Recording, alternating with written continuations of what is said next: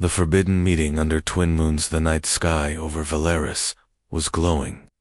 Two large moons hung in the sky like twin silver eyes, watching everything below. The stars shimmered, quiet and cold. In the middle of that stillness, Princess Arava stepped beyond the palace gates.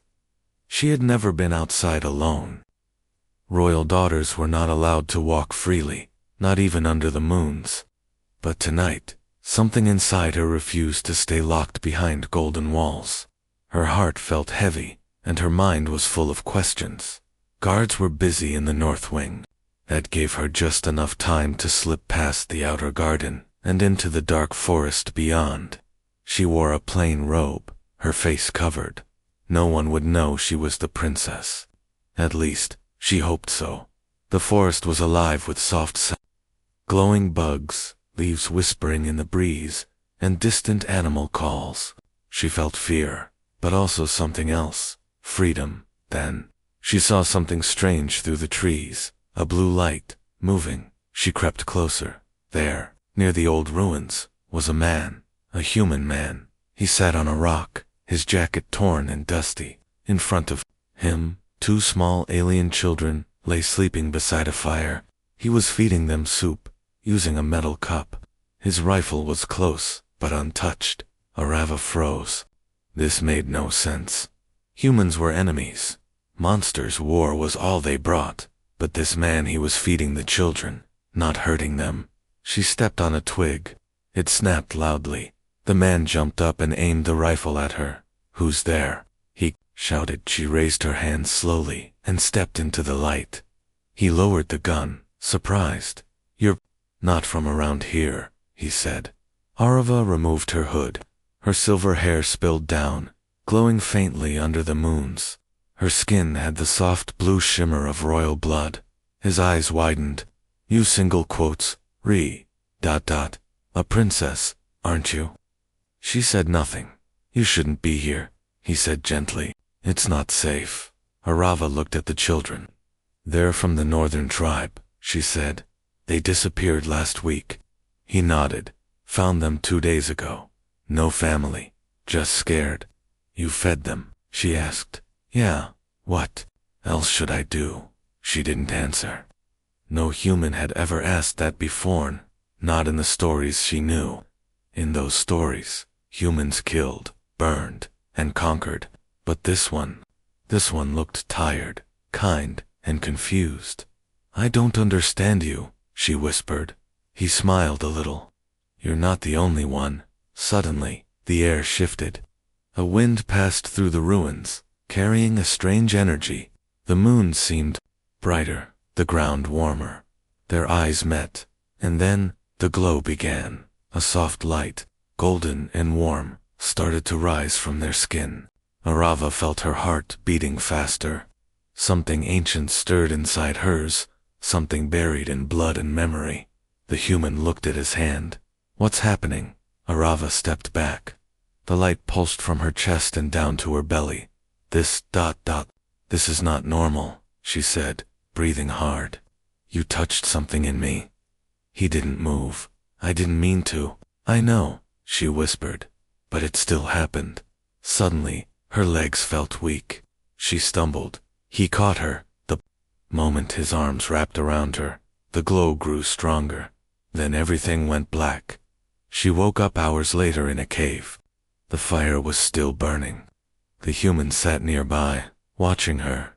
"You fainted," he said. "I carried you here." "You shouldn't have touched me," she said weakly. "It's forbidden. I wasn't going to leave you there." She sat up slowly. Her hand moved to her stomach. Something felt different, not painful, just strange. She turned to him. "What's your name?" "Evan," he said. "I am Arava." They sat in silence. "Arava," he said, "I don't know what happened out there, but something did." She nodded. "There's a mark on you," he added. "It glows sometimes."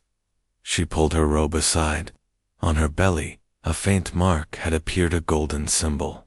It was shaped like a star within a circle, a sacred symbol of life. Her hands trembled. This shouldn't be possible. What Does it mean? He asked. She looked at him. I think. We started something that cannot be undone. Outside, the twin moons kept watching. Quiet. Waiting. You're not supposed to exist. Princess Arava had only heard about such things in forgotten myths, ancient stories, buried under palace walls, and forbidden scrolls. But now, one of those stories seemed to be living inside her. She stared at the glowing symbol on her stomach. It pulsed with warmth, not pain. It felt alive. The human Avon was still watching her. His eyes weren't full of fear. Instead, they were confused, concerned, as if he cared. That, too, made no sense. I've only ever heard of this mark in stories, she said quietly. No one alive has seen it. No one was ever supposed to. What does it mean? Evan asked.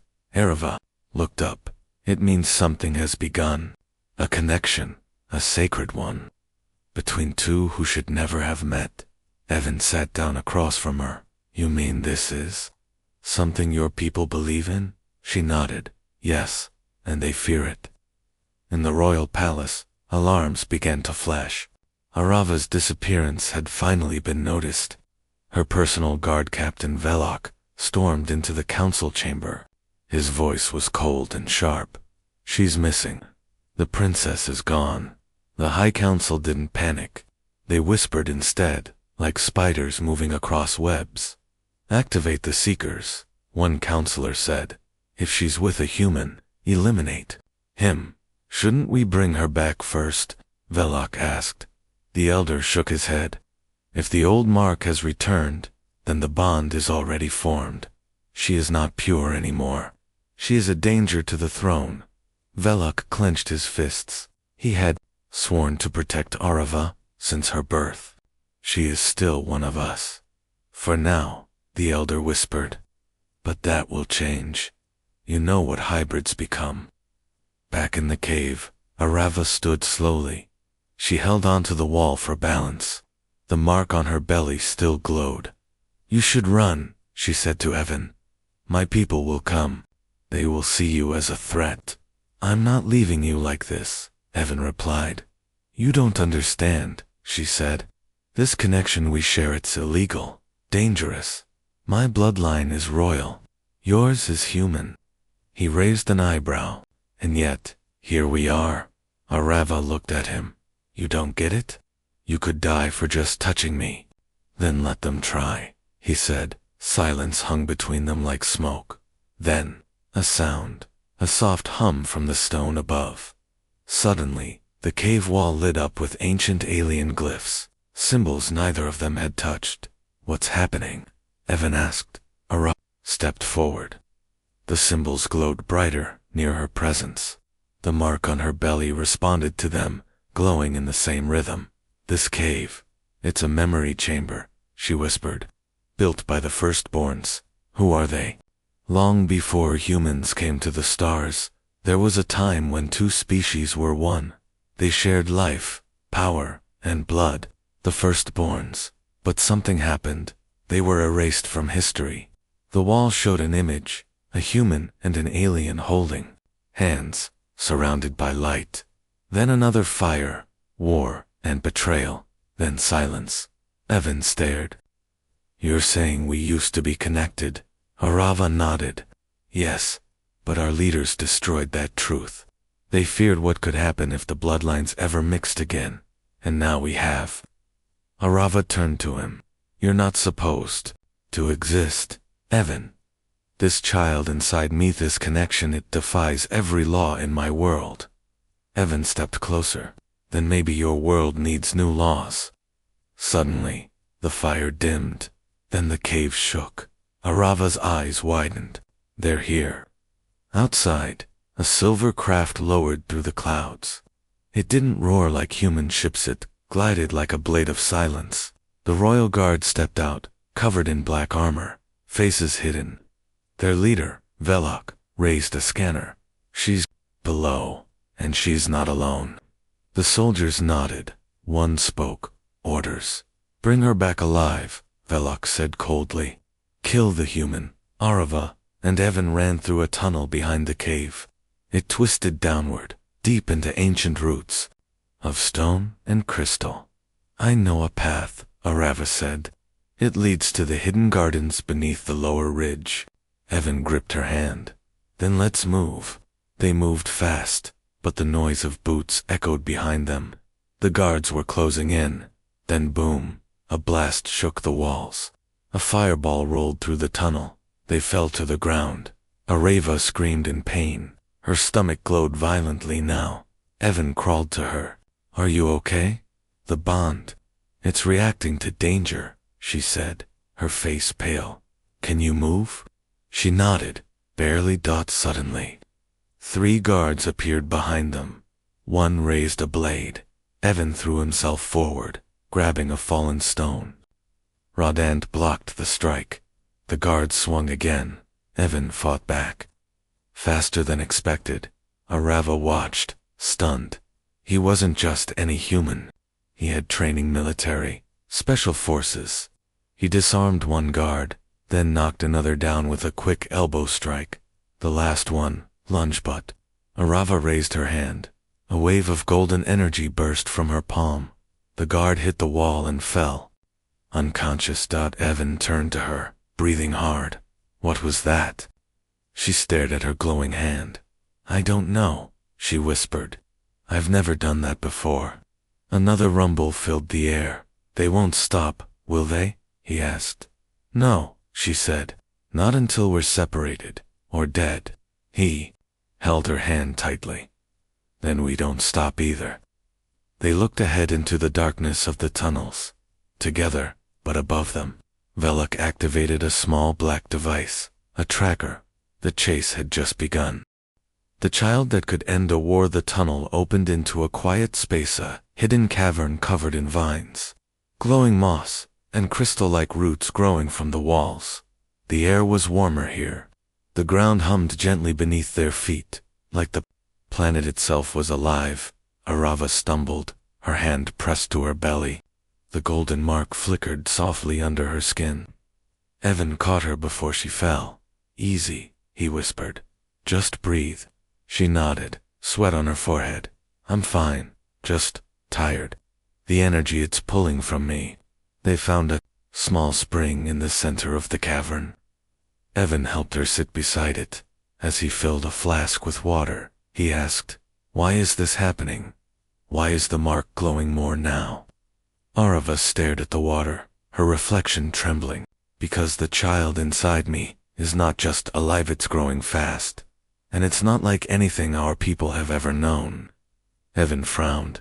You're sure it's not just a normal child? She turned to him, eyes wide. This child carries both our DNA and our history. No hybrid like this has survived. But this one, it's strong, too strong. That scares my people. He sat beside her. But why? If this child brings both sides together, maybe that's good. Arava shook her head. To them, it's not union, it's contamination. There was a long silence, only the quiet rippling of water and the hum of the earth below. Then a voice echoed, You should not be here. They both turned sharply, taut from the far end of the cavern. A figure stepped out from the shadows. It wore long white robes, its face hidden by a glowing mask. It was neither guard nor soldier. Who are you? Evan asked, standing up protectively in front of Arava. The figure spoke in a deep, steady tone. I am the keeper of the vault, guardian of the old code. Arava slowly stood. That code was erased, forbidden, and yet, you carry its mark, the keeper said, looking at her belly. She covered it instinctively. We didn't choose this. The keeper walked closer. It doesn't matter. The code chose you. Evan looked confused. What is this code? Arava turned to him. A law from before the war, before even the elders. It allowed our species to unite, to love, to bond. And now, he asked. It's illegal, she said quietly. Punishable by death. The keeper raised a hand. A soft light formed in the air, shaping into a symbol, the same as the one on Arava's belly. This symbol once meant life, peace, and unity, but your rulers turned it into a curse. They feared what it meant. They still do. Evan frowned. So what do we do now? The keeper looked at him. You must protect her, and the child. It may be the only one of its kind. If it lives, it will carry the power to speak to both worlds, human and alien. It could end centuries of war, or ignite something worse. Suddenly, the ground above rumbled explosions, cracks in the ceiling. Arava's eyes widened. They've found us. The keeper stepped back. Then the time for hiding is over. He handed Evan a glowing crystal. This will guide you to the sanctuary. There, the child can be protected, but you must not delay. If the elders reach you first, they will destroy everything. Weetar, you coming with us? Evan asked. The keeper shook his head. My place is here, but your journey is far from over. With that, he vanished into light. The ceiling cracked above them. Dust fell from above. Evan helped Arava up. Let's move. Far above, Velok stood on the cliff's edge. The royal ship hovered behind him, lights glowing like angry eyes. We've tracked them to the ancient chamber, a soldier reported. They're not alone. Velok narrowed his eyes.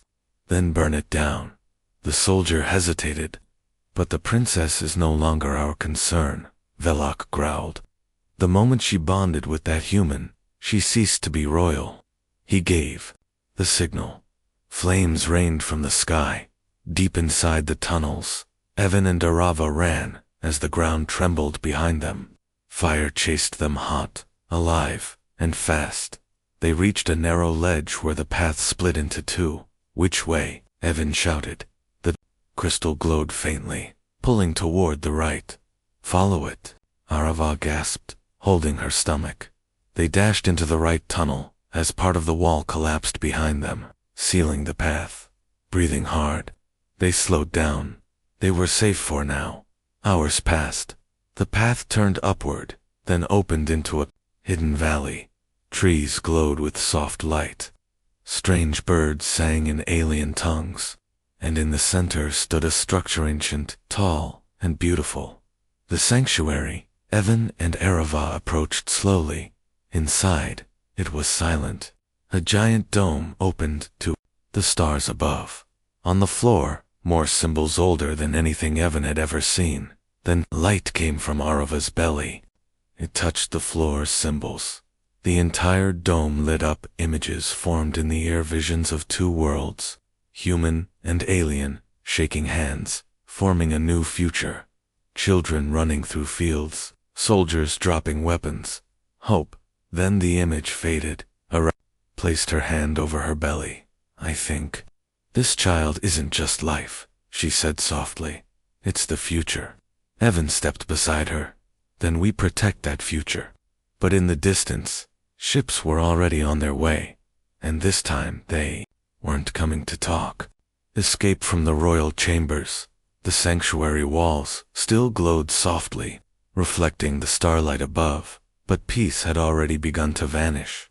Arava stood near the crystal altar, her hand resting gently on her belly. Evan stood at the door, rifle in hand, watching the sky with narrowed eyes. They've found us, he said.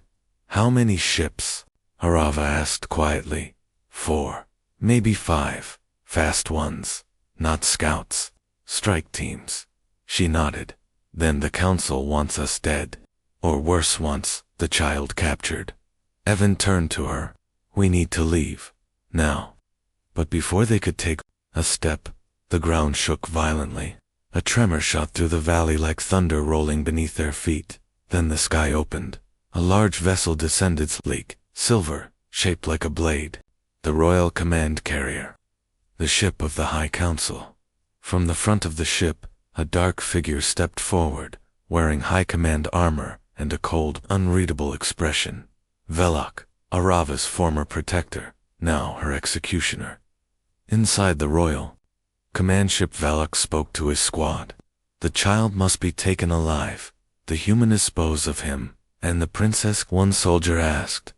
Velok didn't answer for a moment. Then, If she resists, treat her as you would any traitor. The ship opened its side panels. Drop pods launched in silent slim, deadly arrows flying through the sky. They hit the ground like lightning. The hunt had begun. Evan loaded his weapon quickly. Arava, we don't have the firepower to fight them. She turned to the altar. There's an emergency tunnel below the sanctuary. It was used during ancient uprisings. It leads directly beneath the city, to the royal chambers. That sounds like the last place we should go, he said. It's also the only place. They wouldn't expect us to hide. Before Evan could reply, a blast rocked the sanctuary entrance. 3 guards burst through the smoke. Evan fired fast, dropping one instantly.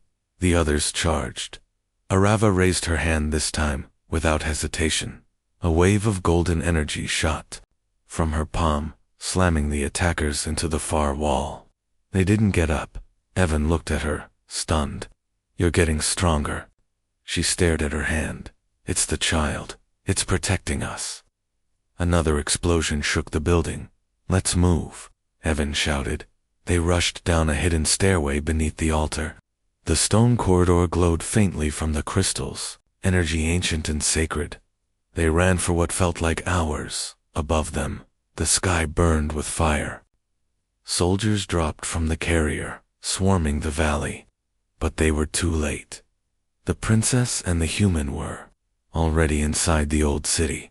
The tunnels ended at a chambered door made of living metal. Arava placed her palm against the center symbol. It pulsed once, then opened slowly.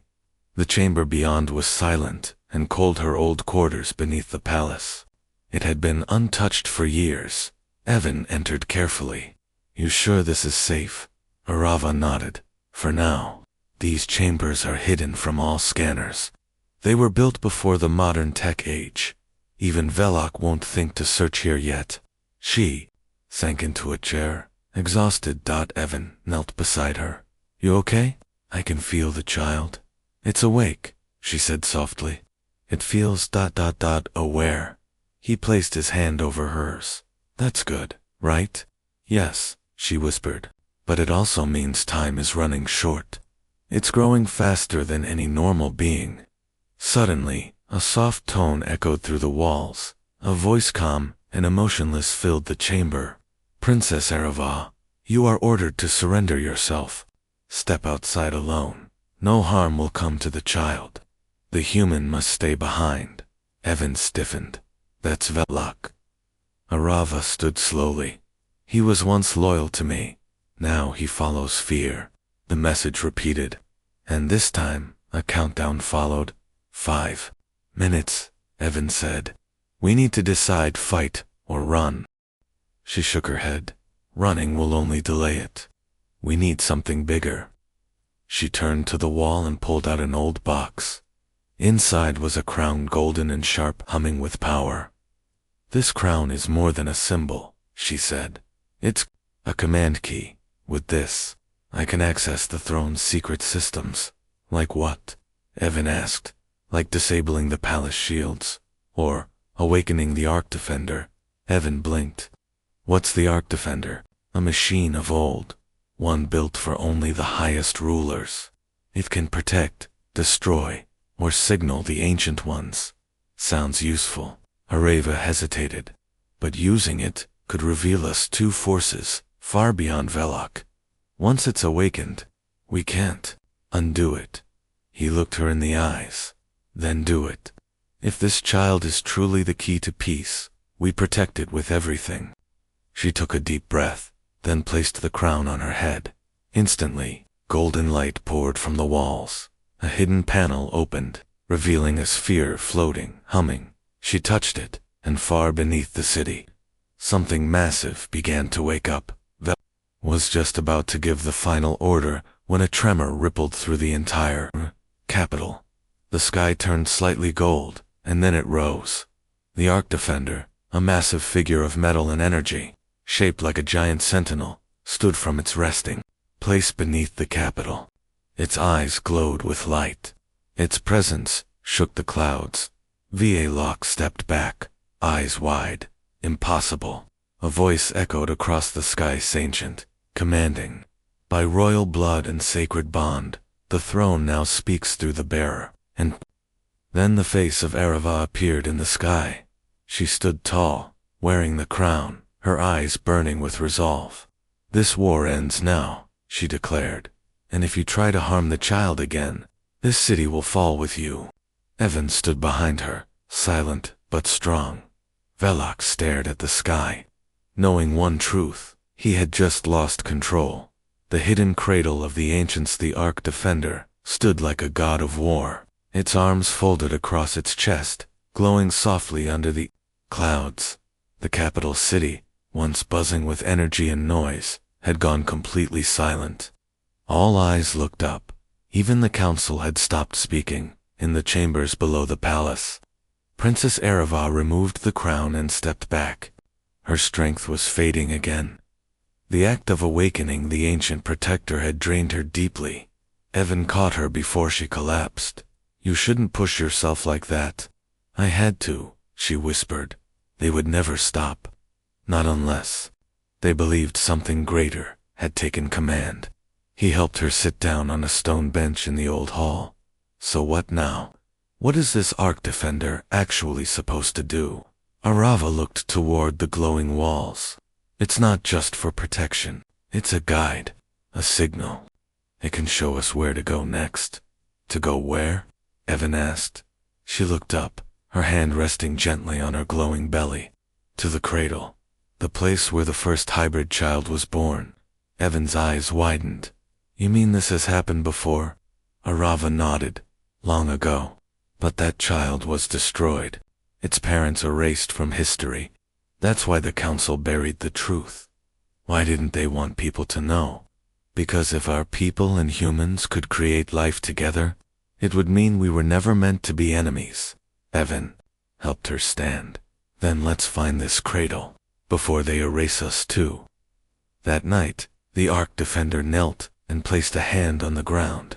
A beam of light spread out from its palm, tracing a pattern across the planet's surface. A map, dot at its center, glowed a single point. A region far beyond any starship's flight lanes.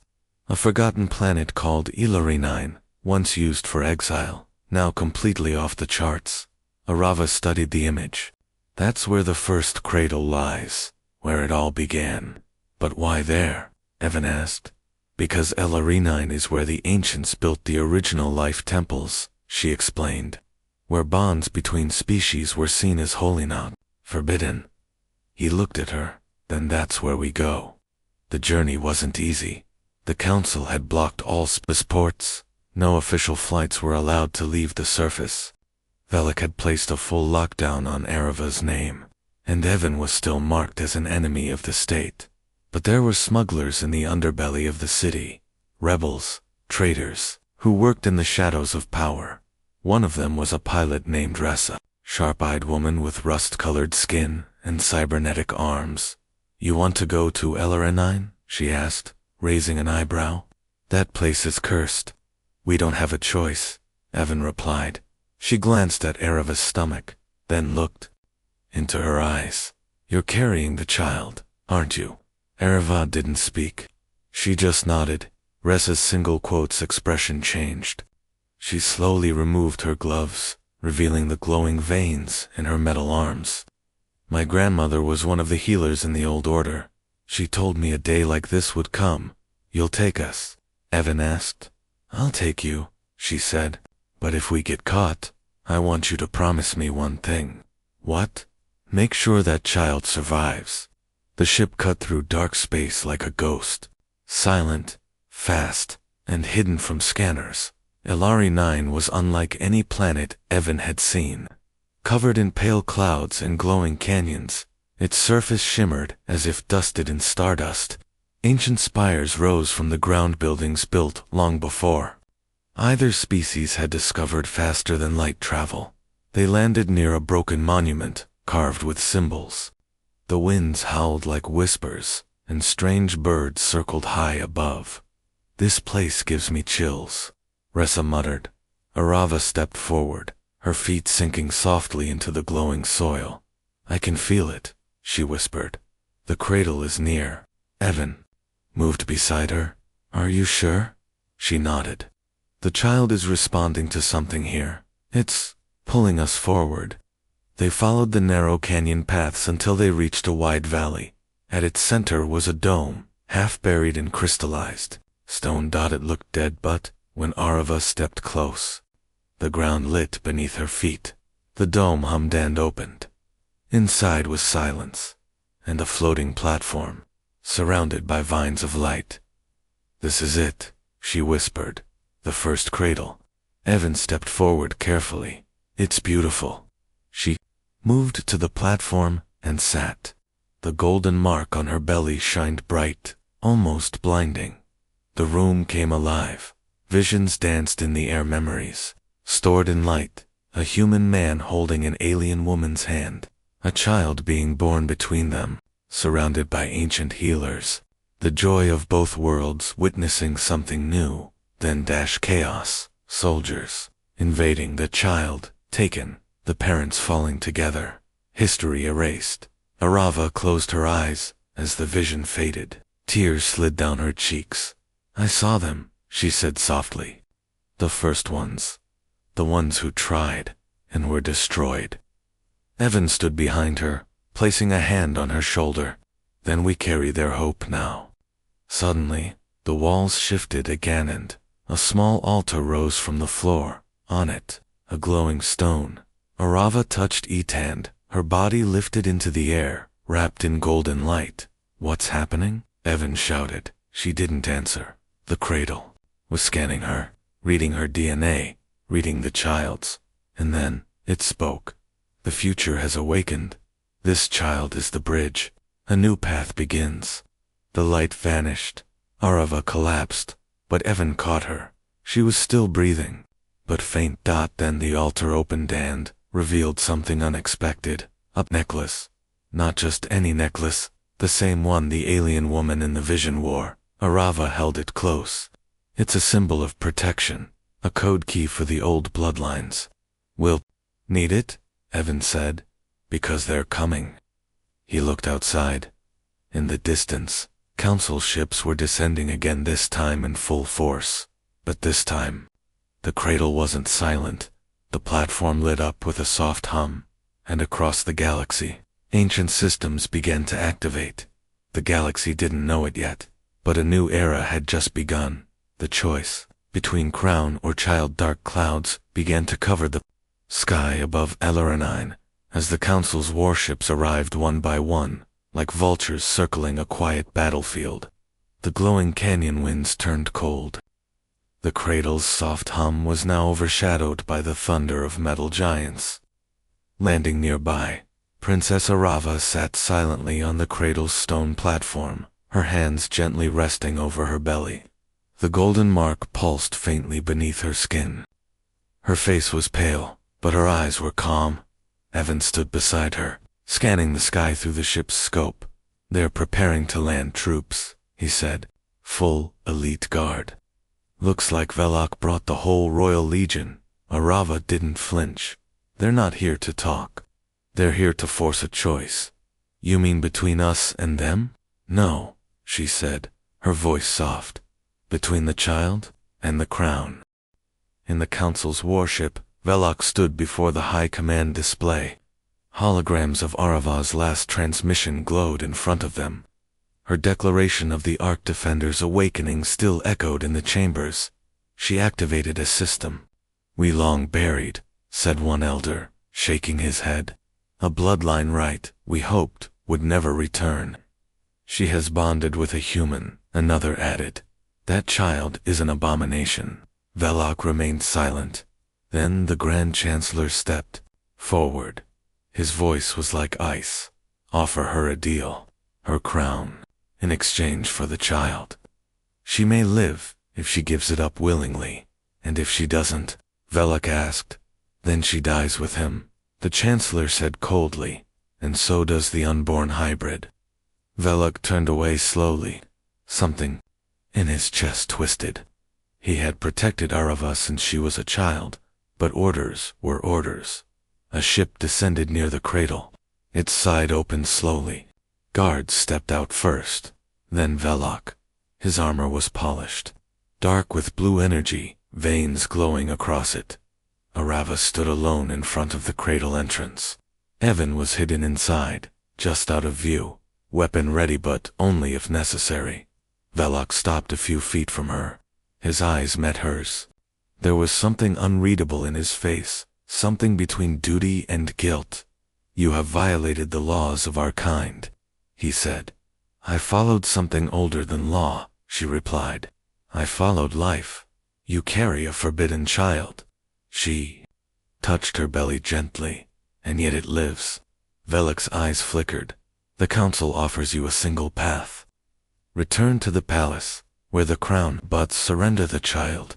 It will be taken to the Science Conclave for observation." Arava's jaw tightened. "You mean they will cut it apart?" Velok said nothing.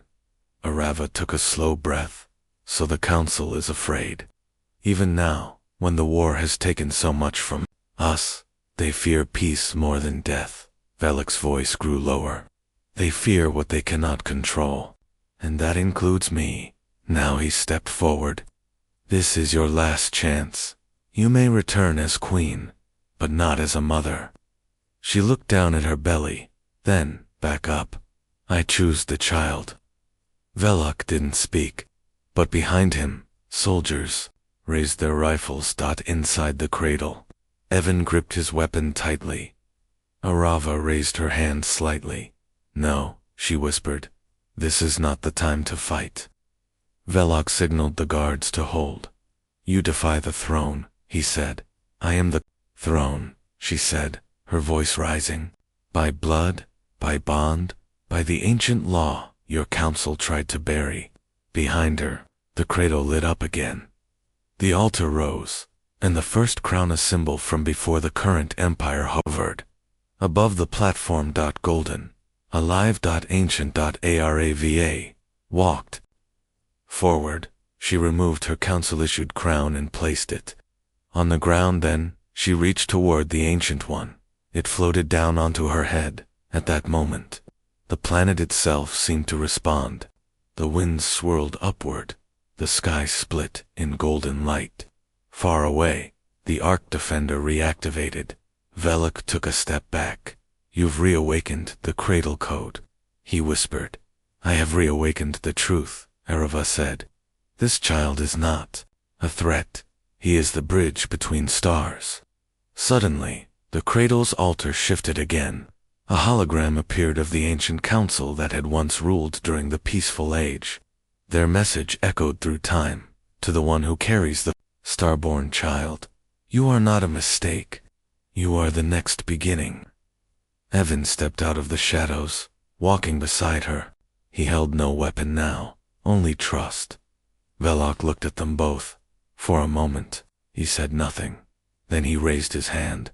The soldiers pointed their weapons. Arava did not flinch. "Do it," she said. "Kill your future if you must." Velok hesitated. His hand trembled. Then, he lowered it. "No," he said softly. "I've followed orders all my life, but not this one." He turned to his soldiers. "Stand down." The guards looked at each other. Then slowly, one by one, they lowered their weapons. The cradle's golden glow pulsed brighter, back on the warship. The Grand Chancellor saw the footage. He slammed his fist on the table. "Velok has turned. He's protecting them." Another general spoke. "Shall we send the Purge fleet?"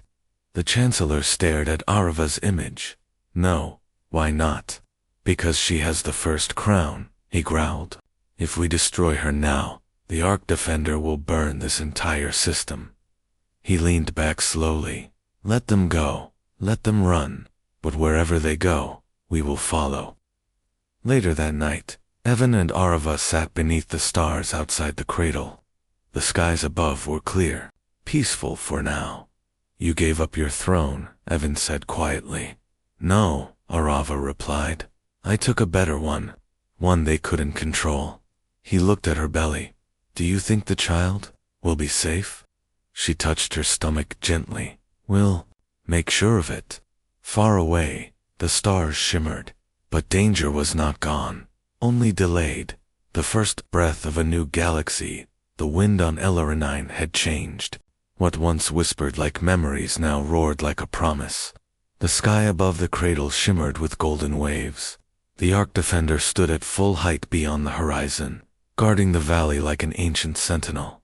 Inside the cradle, Princess Arava lay on a ceremonial platform, surrounded by glowing roots and vines.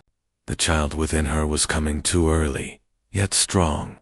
The mark on her belly now pulsed like a second heartbeat. Evan held her hand tightly, sweat dripping from his brow. "You're going to be okay. I'm right here." Arava gritted her teeth, eyes burning with pain. "It's not normal. I can feel the child's mind. It's aware. It's calling something." Ressa, the rebel pilot, paced nearby with a pulse blaster in her arms. "We need to hurry. Another wave of council ships is moving into orbit. Their silence won't last long." Evan glanced at her. "Then we finish this before they come down." Outside, high above the planet's atmosphere, the Grand Chancellor stared at the screen. "She's going into labor," he said coldly. A science officer nodded. "Shall we prepare to strike? We still have planetary disruptors aimed at the cradle site." The Chancellor narrowed his eyes. "Not yet. Let's see what it becomes first," another general warned. "If the Ark Defender detects a threat to the child, it will trigger the failsafe. It could destroy the entire sector." The Chancellor turned away, voice like stone. "Then we wait for the child's first breath." Back inside the cradle, the energy in the chamber had begun to spin in slow circles, like space itself, folding inward. Arava cried out again. Evan moved closer. "You're almost there. Just a little longer." Suddenly, the cradle walls projected, visions flashes of time both ancient and yet to come. Alien cities lit by twin suns. Humans and aliens working side by side. The child walking between worlds, speaking peace into chaos. And then the scream. A baby's cry echoed through the cradle. Not loud, but powerful. So powerful. The entire structure glowed white. Ressa stepped back in awe. "Stars. What is that?" Arava gasped for air, holding the small form close to her chest. The child's skin was soft, glowing faintly with golden lines running beneath, like rivers of energy. It was not fully alien, not fully human, but something new, something beyond. Evan looked down at them both, voice trembling. "Is he okay?" Arava smiled through her exhaustion. "He is more than okay. He's alive." Then, the cradle spoke. "The firstborn has returned. Phase 1 of the Starlink Accord initiated." Evan blinked. "Starlink Accord? What's that?" The platform rose slowly into the air. Symbols lit up along the walls. Across the galaxy, similar structures on other long-forgotten planets began to activate one by one, each sending out a beacon, each carrying the same message. The child has been born. The divide ends now. Back in orbit, panic rippled through the council ship. "Sir," one officer stammered, "half the galaxy just received a Starlink signal. It's triggering peace protocols across dormant systems. Military AI defense networks. They're standing down automatically." The Grand Chancellor's face twisted with rage. "She's awakened the Accord," he spat. "It's rewriting the war code. Overriding our fleets." Another voice called out. "Sir, the Ark Defender is moving. It's facing us." The screen shook. The giant machine turned its gaze toward the council ship, eyes glowing red, and then it spoke. "Do not harm the mother. Do not touch the child. Final warning." The ship went silent. Nobody dared move, not even the Chancellor. Back on the surface, Evan walked outside the cradle, his son wrapped in a glowing cloth. He looked up at the sky, seeing the Ark Defender standing proud, watching the stars out. Joined him moments later, holding his arm for support. "He's quiet now," Evan said, "like he's listening." Arava nodded. He hears the galaxy. It hears him too. Ressa walked toward them, lowering her weapon. There's a message coming in from several colonies. Even Earth. They're calling it the Starborn Child. Evan smiled. That name's going to stick, isn't it? Arava looked down at her son, whispering softly, then let it. He deserves it. Just then, the baby opened his eyes, golden, bright, a glow not of power, but of purpose. In that instant, across every known species, human, alien, hybrid alike, those connected to ancient systems felt the shift. A war that had lasted generations was ending because of one child, one choice, one love that defied the rules of blood and throne. Weeks later, a secret alliance was formed. Earth's ambassadors met with high-ranking alien leaders under the Ark Defender's protective gaze. Velok, now no longer under the Chancellor's command, stood beside Arava and Evan as the first guardian of the Accord, and the child, still too small to speak, had already become a symbol of everything different. Everything possible. Arava looked across the gathering crowds and whispered, "Do you think the galaxy is ready?" Evan smiled. "Maybe not, but it's listening."